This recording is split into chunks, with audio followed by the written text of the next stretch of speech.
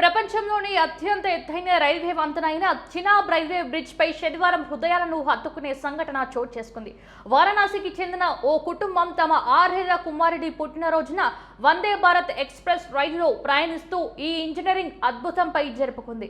ఈ చారిత్రక కట్టడం వారి జీవితంలో మధురమైన జ్ఞాపకంగా నిలిచిపోయింది. ఈ అపరూప అవకాశం కల్పించినందుకు వారు ప్రధానమంత్రి నరేంద్ర మోదీకి కృతజ్ఞతలు తెలిపారు. ఈ సందర్భంగా బాలుడి తండ్రి మాట్లాడుతూ, ఈఫిల్ టవర్ కంటే ఎత్తైన వంతెనపై మా అబ్బాయి పుట్టినరోజు జరుపుకుంటున్నామని మేము కలలో కూడా ఊహించలేదు.